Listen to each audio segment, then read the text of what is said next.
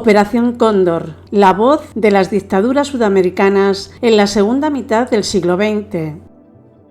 La Operación Cóndor fue una campaña de represión y terrorismo de Estado coordinada por las dictaduras militares de América del Sur durante los años 1970 y 1980.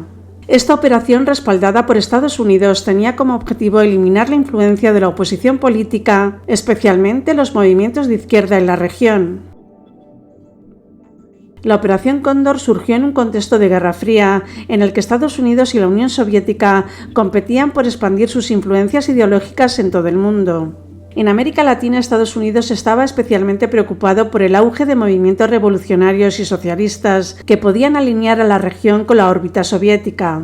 Esta preocupación se intensificó tras la Revolución Cubana de 1959 y la creciente influencia de grupos guerrilleros de izquierda en países como Chile, Argentina y Uruguay. La operación fue formalmente establecida en 1975 en una reunión secreta en Santiago de Chile bajo la dirección del régimen del general Augusto Pinochet. En esta reunión estuvieron presentes los jefes de las fuerzas de seguridad y los servicios de inteligencia de varias dictaduras sudamericanas.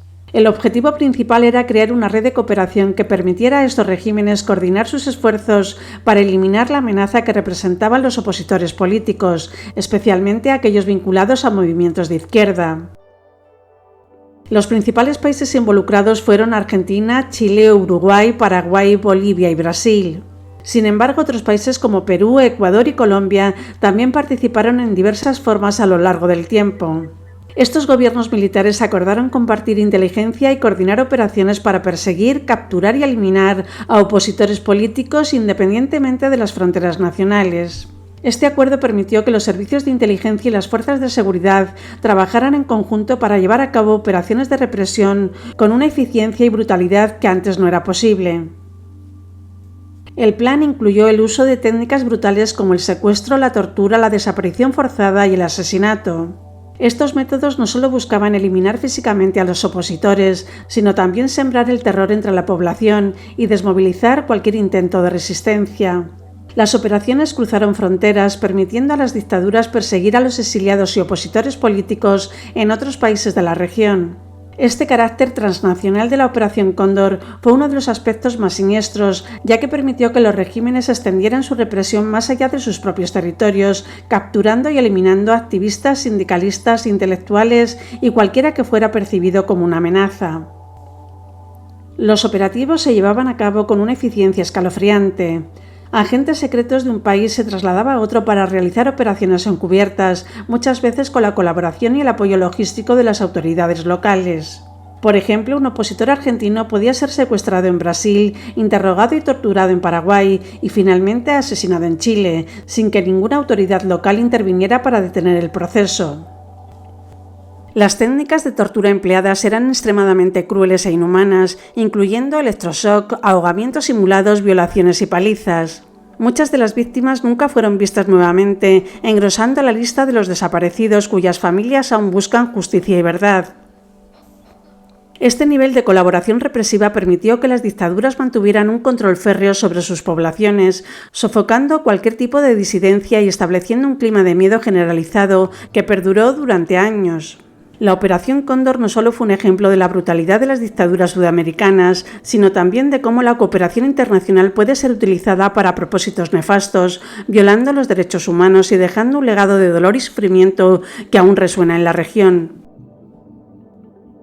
El gobierno de Estados Unidos, a través de su agencia de inteligencia, la CIA, proporcionó apoyo técnico, financiero y logístico a las dictaduras sudamericanas. Este respaldo fue una manifestación tangible de la doctrina de seguridad nacional, promovida por Washington, que justificaba estas acciones bajo el pretexto de combatir el comunismo y proteger la estabilidad regional. La doctrina argumentaba que la expansión del comunismo en América Latina representaba una amenaza directa a los intereses de Estados Unidos y, por tanto, cualquier medida necesaria para contenerlo era válida, incluso si eso implicaba apoyar regímenes autoritarios. Documentos desclasificados revelaron que funcionarios estadounidenses estaban al tanto de las violaciones de los derechos humanos cometidas bajo la Operación Cóndor y en muchos casos ofrecieron apoyo directo o indirecto. Este respaldo se vio reflejado en la provisión de entrenamiento militar, equipo y financiamiento a las fuerzas de seguridad de los regímenes represivos. Por ejemplo, oficiales militares y de inteligencia de estos países asistieron a cursos de contrainsurgencia en la Escuela de las Américas, una institución estadounidense que impartía formación en técnicas de combate, espionaje y tácticas de represión. El apoyo logístico incluía suministro de tecnología avanzada para interceptar comunicaciones, realizar vigilancia y coordinar operaciones transnacionales.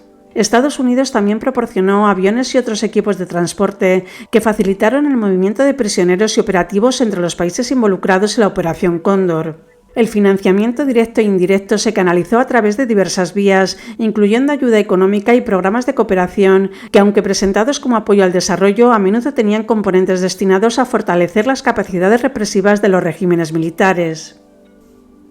Además, informes de inteligencia indican que la CIA participó activamente en la planificación y ejecución de ciertas operaciones, ofreciendo asesoría estratégica y táctica. Funcionarios estadounidenses intercambiaban información crítica con sus contrapartes sudamericanas, ayudando a localizar y capturar a opositores políticos. En algunos casos se han documentado reuniones entre altos funcionarios de la CIA y líderes de las juntas militares para coordinar esfuerzos y asegurar la efectividad de las medidas represivas. Este involucramiento de Estados Unidos no solo facilitó las atrocidades cometidas durante la Operación Cóndor, sino que también legitimó a nivel internacional las acciones de las dictaduras, proporcionando una cobertura política que les permitió operar con mayor impunidad. El legado de esta colaboración ha dejado cicatrices profundas en la región y ha sido objeto de críticas y condenas por parte de organizaciones de derechos humanos y comunidades afectadas que buscan justicia y reconocimiento de las víctimas. La Operación Cóndor tuvo como resultado decenas de miles de víctimas, incluyendo desaparecidos, torturados y asesinados. Este operativo de coordinación represiva entre las dictaduras militares de Sudamérica generó un clima de terror que penetró en todos los niveles de la sociedad. Las víctimas no se limitaron a los opositores políticos activos, familiares, amigos y personas simplemente asociadas con ideas contrarias al régimen también sufrieron las consecuencias de esta brutal campaña. El impacto de esta campaña de terror estatal dejó profundas cicatrices en las sociedades sudamericanas, afectando a generaciones de familias y comunidades que aún hoy buscan respuestas y justicia.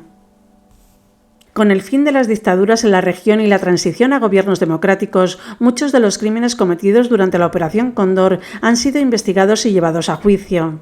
Sin embargo, el camino hacia la justicia ha sido lento y desigual, con numerosos obstáculos legales y políticos. Las amnistías otorgadas a muchos de los perpetradores durante los periodos de transición, así como la falta de voluntad política en algunos casos, han dificultado los procesos judiciales. A pesar de estos desafíos, varios países han logrado avances significativos. Argentina, por ejemplo, ha realizado juicios emblemáticos contra exmilitares y funcionarios de la dictadura, mientras que en Chile, Uruguay y otros países se han reabierto casos y han permitido sentencias condenatorias. El legado de la Operación Cóndor ha requerido un proceso complejo de reconciliación nacional y reparación. Se han establecido comisiones de la verdad para documentar las violaciones de derechos humanos y ofrecer un espacio para que las víctimas y sus familias puedan contar sus historias. Estas comisiones han desempeñado un papel crucial en la revelación de la magnitud de los abusos y en la promoción de la memoria histórica, aunque en muchos casos la implementación de sus recomendaciones ha sido limitada.